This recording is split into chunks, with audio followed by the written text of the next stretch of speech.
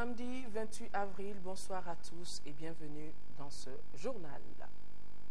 Le Premier ministre, Cheikh Modibo Diarra, s'est rendu ce matin à Kati pour échanger avec le capitaine Amadou Aya Sanogo. Cette visite entre dans le cadre des activités normales du gouvernement et du CNDRE.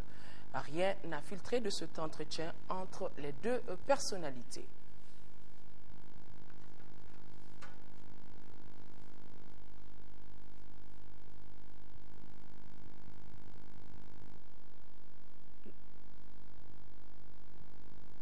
Le Premier ministre Cheikh Modibo Diarra ce matin à Kati pour rencontrer le capitaine Amadou Aya Sanogo.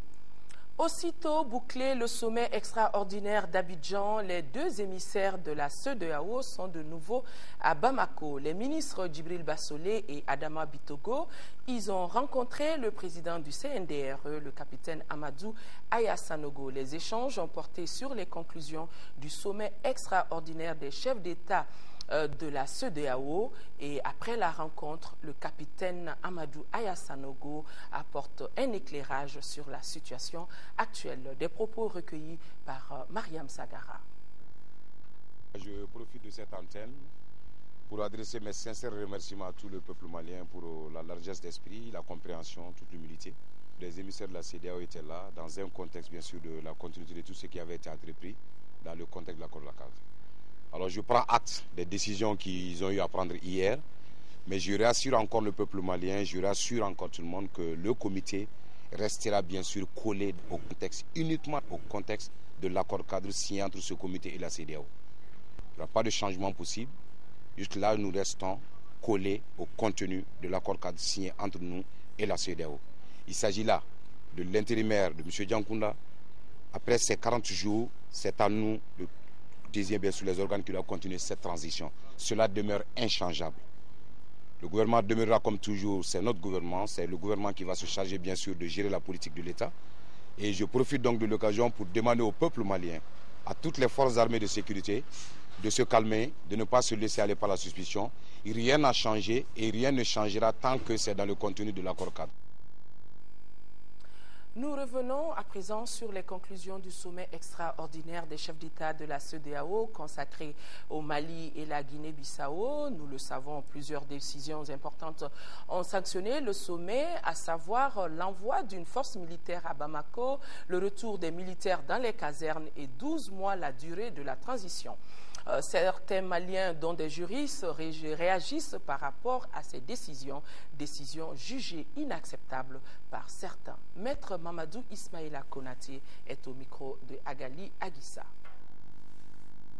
Il est inadmissible et incompréhensible que le sommet des chefs d'État puisse décider de la durée de la transition, alors même qu'à Ouagadougou, les forces vives avaient laissé entendre que cette durée devrait être fixée par les forces vives, par le Mali, par les Maliens, sur la base d'une évaluation des actions qui doivent être menées, notamment par rapport au nord d'une part et par rapport au contexte électoral d'autre part.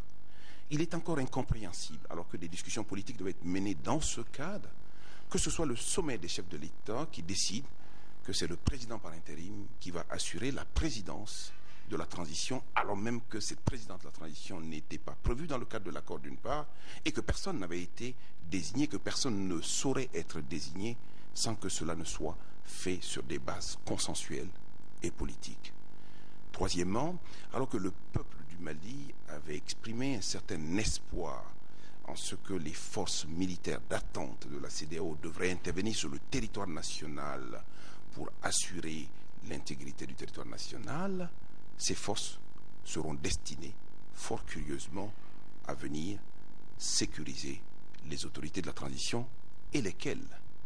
Et troisièmement, quatrièmement du moins, lorsque, dans les décisions prises à Abidjan, il est indiqué que la junte devrait retourner dans ses casernes, alors même que cette junte avait été reconnue comme étant un acteur essentiel dans le cadre de la mise en œuvre de la transition.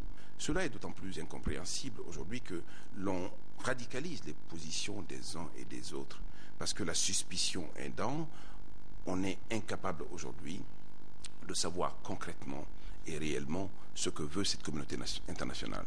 Ce qui est le plus évident aujourd'hui, c'est que les forces vives de la nation doivent se retrouver dans un contexte où il faut qu'ils se réunissent encore pour se mettre d'accord sur la démarche. Le Conseil national de la société civile a lu aussi sa lecture de ses conclusions et estime que les uns et les autres doivent se conformer à l'accord cadre du 6 avril dernier. Le président du Conseil national de la société civile, Bouraïma Alaï Touré, donne plus de détails, toujours au micro de Agali Aguissa. Nous soutenons ce gouvernement et à cet effet, nous demandons aux partis politiques, aux organisations de la société civile, aux populations tout court, de se rassembler, de transcender les divergences et de converger vers nos objectifs communs que nous connaissons, c'est à savoir la libération totale du pays, l'organisation des élections et l'assistance humanitaire de nos Maliennes et Maliens à l'intérieur aussi bien qu'à l'extérieur. Nous suivons avec intérêt ce qui se passe au niveau de la CEDEAO. C'est une organisation à laquelle nous avons adhéré. Et pour cette rencontre, nous avons le président par intérim qui a été investi, donc qui nous représente valablement, qui a été présent à ces décisions-là, lors de prise de ces décisions. Nous avons notre méthode de gérer ces 3 points. Je suis certain que si nous restons derrière ce gouvernement de mission qui est prévu pour 1 an, nous sortirons de cette crise-là grandie.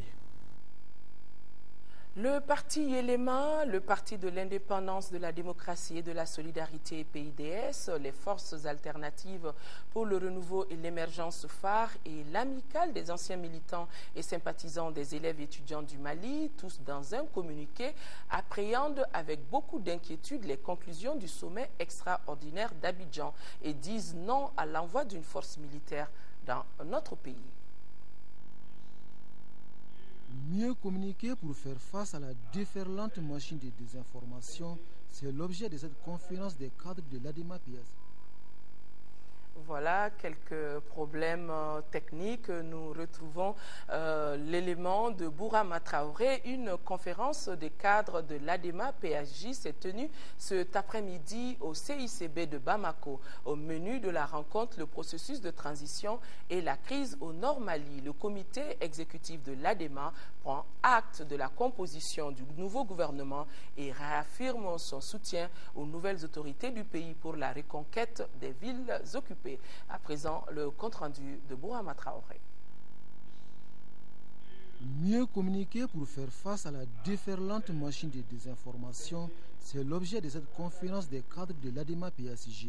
Principal sujet de discussion, l'accord cadre signé entre la CEDEAO et le CNRDRE. Il s'agit donc d'expliquer davantage le contenu du dit accord au cadre du parti afin qu'il soit des relais auprès des militants. Pour le comité exécutif de l'ADEMA, l'accord cadre du 6 avril 2012 est un bon texte, bien pensé et permet au Mali de sortir de l'impasse. La preuve pour les partis de l'abeille, la mise en place du nouveau gouvernement de transition. Le comité exécutif de l'ADEMA prend acte de la mise en place du gouvernement malgré les réserves formulées quant à la démarche et aussi à la composition. Le comité exécutif assure le président de la République, le Premier ministre et le gouvernement de toute notre disponibilité à coopérer pour le retour effectif de l'ordre constitutionnel, pour le rétablissement immédiat de l'intégrité territoriale et l'organisation dans un délai maximum de 12 mois d'élections crédibles. Un autre sujet d'actualité évoqué au cours de cette conférence des cadres de l'ADEMA, c'est la crise sécuritaire au nord du Mali. Le parti s'insurge contre l'occupation illégale de certaines villes du pays par les bandits armés. Pour la formation politique, une synergie d'action s'impose. Le comité exécutif invite les Maliens à se surpasser pour donner la preuve de notre patriotisme et notre fierté de pouvoir nous entendre chaque fois qu'il s'agit de sauver notre patrie. La meilleure situation sera toujours pour nous, Adema, celle qui consiste à trouver des solutions par les Maliens eux-mêmes. À la crise malienne, une solution malienne, l'ADEMA PACJ s'est dit opposé à l'envoi des forces de la CEDEAO pour régler la question du Nord. Les responsables de l'Alliance pour la démocratie et la République, ADR, étaient face à la presse. Objectif, discuter et réfléchir ensemble sur les questions qui font la une de l'actualité dans notre pays et essayer d'y apporter des réponses et des solutions aux différents problèmes. Amadou Ouattara. Réfléchir avec la presse pour essayer de trouver des réponses et des solutions aux multiples problèmes qui se posent dans le pays. Voilà la vision de l'Alliance pour la démocratie et la République ADR à travers cette conférence. En se prononçant sur la formation du gouvernement de transition, l'ADR dit ne pas avoir été consultée, mais qu'elle suivra de près ses actions. L'ADR est d'accord avec le gouvernement. Ce gouvernement n'est certainement pas pire qu'un autre. Ce gouvernement contient des personnalités, des qualités, des personnalités d'une grande compétence. Même la façon dont le gouvernement a été mis en place doit être occultée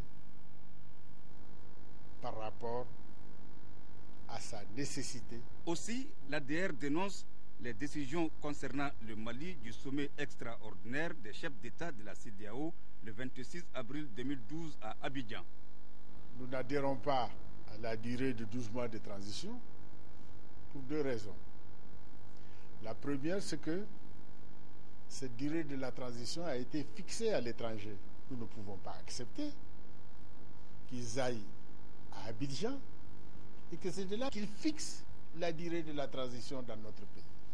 La deuxième raison, c'est que nous ne pensons pas qu'ils aient pu cerner tous les problèmes maliens, tous les paramètres maliens.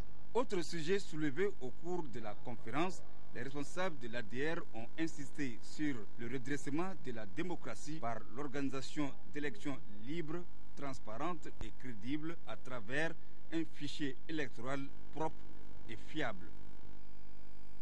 La société civile, à travers la coordination des organisations patriotiques du Mali, le rassemblement des forces patriotiques et bon nombre d'associations et organisations des jeunes disent non à une intervention militaire étrangère sur le sol malien. Daouda Sidiki Diarra, compte rendu. Pour un Mali unifié, pacifié, il y a lieu de conjuguer les efforts. Le communiqué final ayant sanctionné les travaux du sommet extraordinaire de la CEDEAO tenu à Abidjan fait couler beaucoup d'encre et de salive au sein de la société civile. Le rassemblement des forces patriotiques dénonce les mesures préconisées par la CEDEAO. On croyait s'acheminer vers une situation de réconciliation entre nous, avec nous-mêmes, et de récupération des 2/3 de notre pays perdu pour l'instant. Nous sommes surpris par la décision qui consiste à sauver la transition. Nous sommes dans une organisation interétatique, le Mali étant un pays souverain. Nous n'avons jamais dit quelque part que nous sommes sous tutelle d'une organisation quelconque dans le monde. Nous avons invité le président du Faso avec nous à ne pas accepter l'inacceptable. Nous lui avons dit que nous n'accepterons aucun soldat étranger sur le territoire malien. Se prononçant sur l'accord cadre, l'ancien ambassadeur du Mali aux États-Unis, Cheikh Oumar Diarra, a fait savoir que cet accord a laissé beaucoup de problèmes sans solution, notamment les pleins pouvoirs accordés au Premier ministre, le choix et la fonction du chef de transition. Il s'étonne de la manière dont la presse étrangère relaie l'information sur la crise malienne. Je suis vraiment surpris et sidéré par la malhonnêteté intellectuelle des médias internationaux qui disent que le coup d'État du 22 mars a engendré la partition de ce pays. C'est prendre le peuple malien pour moins que rien, et cela est inacceptable. Tout le peuple malien est interpellé pour que notre patrie ne s'engouffre davantage dans la crise. Un mot d'éducation dans ce journal, environ 35 millions de francs CFA. C'est le coût du projet plaidoyer pour l'amélioration de la qualité de l'éducation dans notre pays. Il s'étend sur 3 ans. Il est initié par la coalition des organisations de la société civile pour l'éducation pour tous au Mali. Le projet a vu le jour grâce au financement de Oxfam Solidarité Belgique. Boubacar Sissoko. Si nous voulons un enseignement de qualité, il nous faut nécessairement des enseignants en nombre suffisant et de qualité. C'est le plaidoyer de la coalition des organisations de la société civile pour l'éducation pour tous au Mali. Pour atteindre cet objectif majeur, la coalition a initié ce projet plaidoyer pour l'amélioration de la qualité de l'éducation au Mali. Le projet est financé par Oxfam Belgique. En plus du programme de plaidoyer, vous avez très bien vu qu'il y a également des activités quand même opérationnelles de terrain qui sont constituées de cadres de concertation, n'est-ce pas, avec d'autres partenaires qui œuvrent un peu dans le même domaine et qui peuvent vraiment nous aider à atteindre nos objectifs. Ce projet a une durée de 3 ans. Il vise à promouvoir le développement de la petite enfance comme condition nécessaire à un accès équitable à l'éducation, conformément aux objectifs de l'EPT d'ici à 2015. Le coût du projet est estimé à environ 35 millions de francs CFA. Ça va être vraiment du plaidoyer pour que l'État accorde une priorité à la qualité de la formation des enseignants, avec certaines actions aussi de préparation des organisations de la société civile à la revue conjointe de l'éducation. La cérémonie de lancement était également l'occasion pour la coalition des organisations de la société civile pour l'éducation pour tous au Mali d'échanger sur la crise du Nord. Au cours des débats, l'état de lieu de l'école et la situation des élèves et des maîtres déplacés ont été faits. Nous sommes en train de voir quelles sont les stratégies efficaces, pertinentes qu'il faut mettre en œuvre. Comment faire pour que ces élèves continuent à avoir de l'éducation. Il ressort des débats également que la crise actuelle a affecté sérieusement le tissu socio-économique et principalement l'école. Les systèmes formels et non formels d'éducation n'existent plus. On s'interroge alors, que faut-il faire? Situation humanitaire des régions nord du Mali, la société minière Randgold Resources apporte sa solidarité avec un don de vivres à la Croix-Rouge malienne, donc composé de 40 tonnes de riz et 20 tonnes de mil. Notre reporter Ramata Konaté a suivi cette remise. Voici son reportage. Derrière cet engagement, un geste symbolique, geste qui témoigne de la solidarité de la société minière Randgold à l'endroit des populations du septentrion malien. Randgold, en s'impliquant en leur faveur, fait preuve d'humanisme. Votre geste nous va tout droit au cœur et nous pouvons dire que merci. Remerciements pour ce don de 40 tonnes de riz et 20 tonnes de mil de la part de Randgold Resources. Le président directeur général de cette société rappelle l'origine de ce geste. Nous avions déjà organisé ce genre de collecte à des fins humanitaires. Et avec tous nos partenaires ici, c'est vraiment pour venir en aide à toute une gamme de la population que souvent on ne voit pas, mais qui sont des gens qui souffrent. La situation qui est actuellement au nord entraîne quand même beaucoup de charges, beaucoup de tristesse et de désastres sur les populations du nord. C'est la raison pour laquelle nous avons pensé qu'à travers cette donation, c'est de venir en aide à ces populations qui souffrent vraiment avec des vivres, quelque chose qui est substantiel. Le représentant de la Croix-Rouge malienne a assuré le donateur de l'acheminement correct de ces vivres aux populations bénéficiaires. Autre remise de dons, les femmes du mouvement pour la refondation de la Convention nationale pour une Afrique solidaire Faso Héré volent au secours des populations du Nord Mali. Leur contribution, 3 tonnes de riz, des produits pharmaceutiques et des cahiers pour soutenir les populations des régions victimes. Agali Ag Aguissa.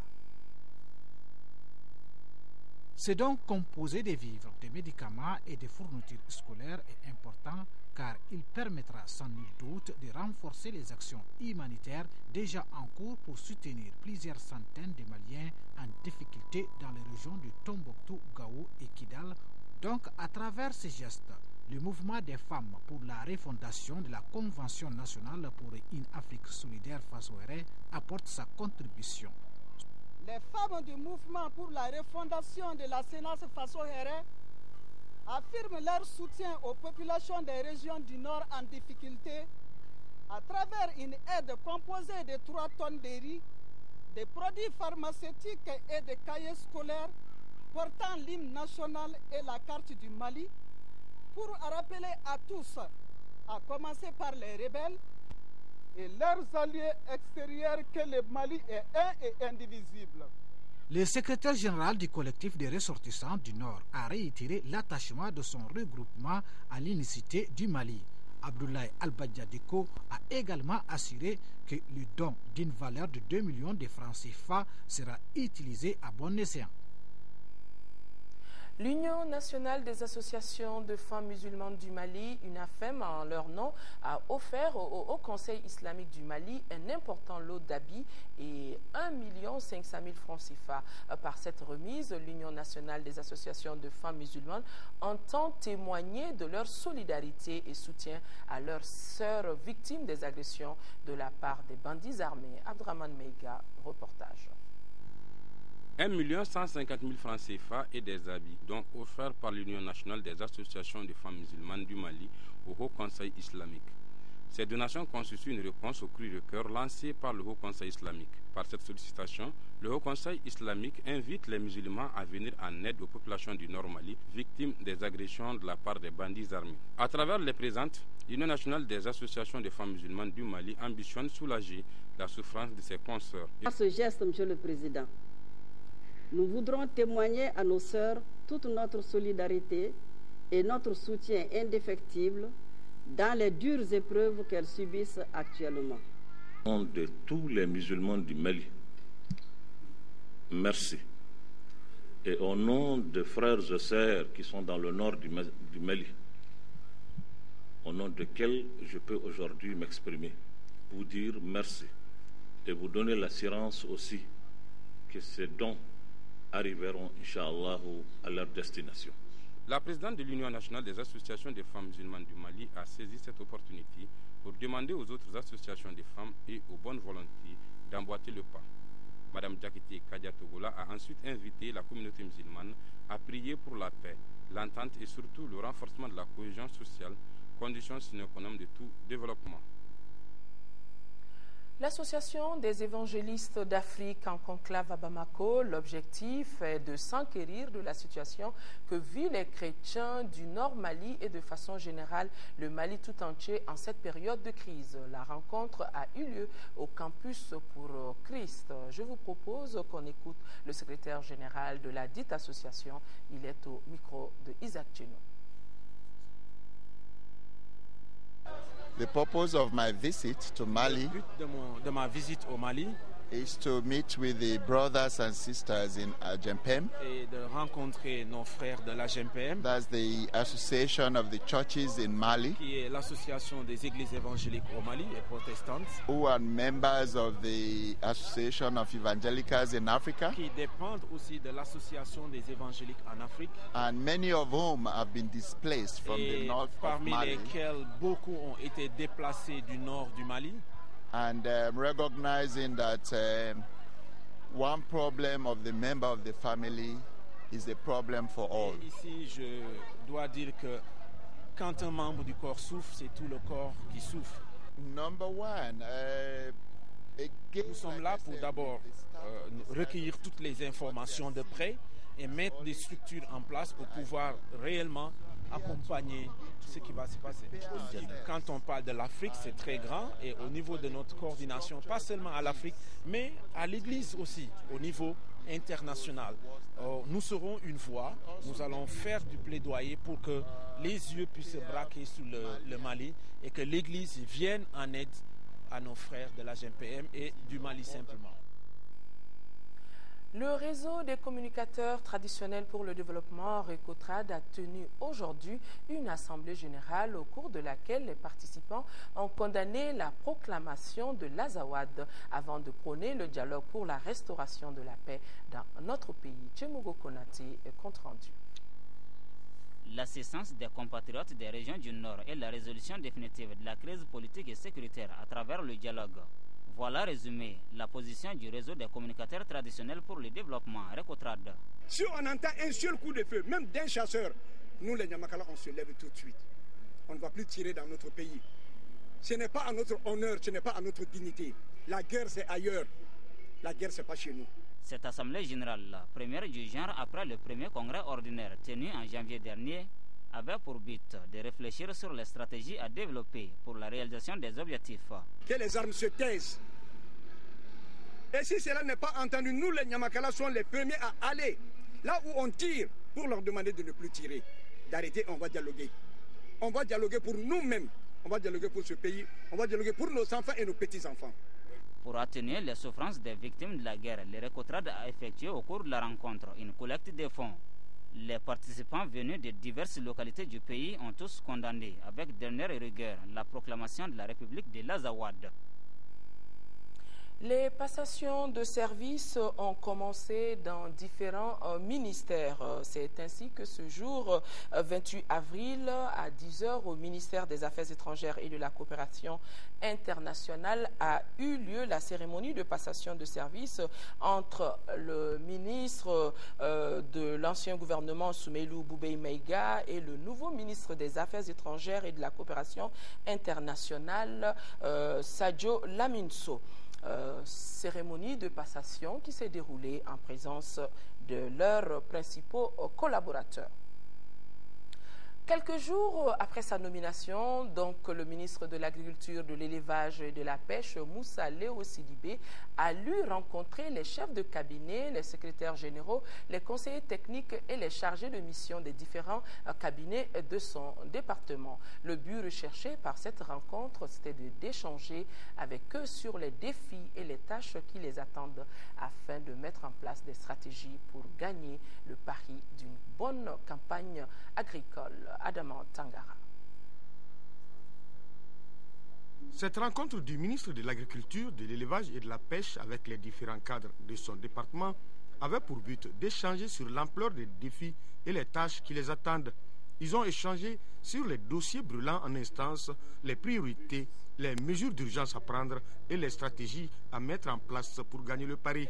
Des propositions et suggestions ont été faites afin d'atteindre des résultats escomptés pour donner plus de vigueur étant dans une campagne difficile. Nous devons tout de suite organiser ce qu'on appelle la mise en œuvre du plan d'urgence d'atténuation des effets de la crise alimentaire de la campagne précédente. Il faut qu'on poursuive et là-dessus, nous allons demander aux hautes autorités d'élargir le couloir alimentaire aux aspects de l'alimentation du bétail et aux aspects de support à l'élevage, surtout en ce qui concerne les régions du Nord. Il y a également l'organisation urgente de la campagne agricole 2012-2013. Et ceci sur plusieurs volets. D'abord, il faut lancer la campagne. Ensuite, il faut sécuriser l'approvisionnement de la campagne en intrants. Alors, avec certainement la rareté des ressources financières, certains pensent que la subvention pourrait connaître des difficultés. Pour donc un plan d'urgence, le ministre a proposé de mettre en place des commissions qui vont statuer sur un plan d'urgence d'atténuation qui sera remis au Premier ministre. L'organisation urgente d'un plan de campagne, les dossiers de la disponibilité des semences et le lancement de la campagne agricole. Deuxième édition du festival Ciné Ado, la cérémonie officielle de lancement s'est déroulée dans l'enceinte du Musée national. À l'affiche de ce festival d'art numérique, technologique, mobile, projection de films, formation, spectacle, échange, la rencontre qui va durer 3 jours regroupe des participants venus de Sikasso, Bougouni et Bamako. Salimatandao. C'est finalement à Bamako qu'a lieu cette rencontre culturelle qui est à sa deuxième édition. Une édition spéciale placée sous le signe de la paix. Le festival Ciné Ado organisé par le club Walara, n'est pas une rencontre des adolescents, mais tout autre chose.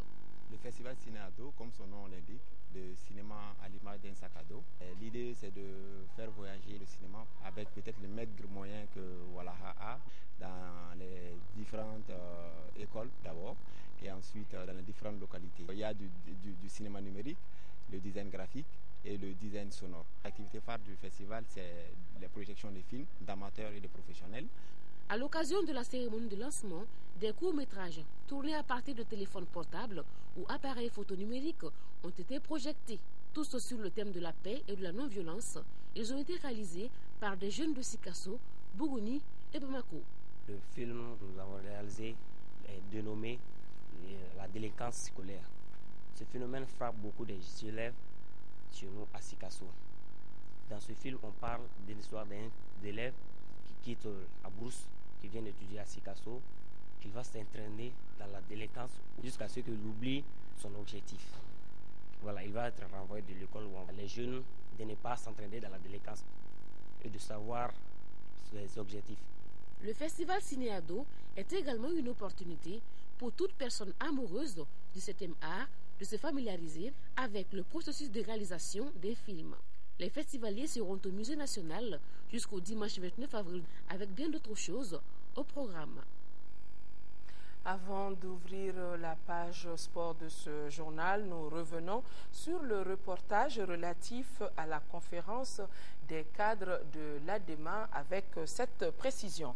Une précision, le parti l'ADEMA n'est pas du tout opposé à l'envoi des troupes de la sous-région pour contribuer au règlement du conflit du Nord. Voilà qui est dit. 8e de finale allée de la Ligue des champions d'Afrique, le Djoliba Athletic Club a été tenu en échec par Sunshine Stars du Nigeria, un but partout. Le résumé du match avec Aljuma Tina. C'est à l'unisson que le public sportif malien, avec à sa tête le nouveau ministre des Sports, Amé Founé Malmadan, a pris d'assaut les gradins du stade Omnisport Modibo Keïta. Les milliers de supporters étaient venus pousser le Djoliba Athletic Club en vue d'un succès précieux face aux Shooting Stars du Nigeria, au compte des 8e de finale allée de la Ligue africaine des champions. À peine le coup d'envoi donné par le référé algérien Mohamed Benouza, c'est le pire qui va se produire pour les Rouges, habillés aujourd'hui en vert. Même pas une minute de jeu, 52 secondes, c'est le coup de massue qui s'abat au stade avec le but des Shooting Stars. La défense du Djoliba Athletic Club complètement coupable permet au joueur nigérien Azuka Izou d'ouvrir le score. Les Rouges ne perdent pas du temps à réagir. Ils vont assiéger le camp des Shooting Stars. Mais les attaquants vont briller par leur inefficacité. 1-0 à la pause. La deuxième période entamée, les Rouges essaient à tout prix de revenir au score. Pour cela, il a fallu attendre la 73e minute pour voir l'égalisation. Ibrahima Siribi, entré en cours de jeu, est passé par là. Un but partout, aucun autre but ne sera inscrit jusqu'au coup de sifflet final. Je suis très déçu des 90 minutes et pas le score, pas par la manière de jeu. Parce qu'on a pris un but, si l'engagement on a pris un but, vraiment, on a été accueilli à froid dès les premières secondes. On n'est jamais revenu, on a essayé de quand même d'égaliser. On a eu plusieurs occasions en première mi-temps et plusieurs en deuxième mi-temps. On a fait le forcing, mais je pense aussi par moment que la chance nous a manqué encore aujourd'hui. Et celui-là, on l'a fini. Maintenant, on prépare les luttes. C'est à nous maintenant de se battre là-bas et de tenter quelque chose au Nigeria là-bas. On a bien joué. Pendant les 82 minutes, on a se concentré. C'est pour ça qu'on a eu un point ici. On est venu pour les deux. On est venu ici juste pour un point. Parce qu'on a un point ici chez nous. C'est bon, on jouait tranquillement à domicile. Dans 2 semaines, la qualification se jouera au Nigeria. Demain, le Stade malien jouera contre le National du Caire à partir de 16h. Le résumé de ce match donc dans l'édition de demain. La version Bamanan de l'éclairage du capitaine Amadou Aya Sanogo sur les conclusions du sommet extraordinaire des chefs d'État de la CEDEAO, sommet axé principalement sur la situation de crise dans notre pays. Donc, version Bamanan après ce journal. Mesdames et messieurs, merci d'avoir suivi ce journal. Demain, 13h, Ndeye Sissoko. Excellente nuit à tous. Au revoir.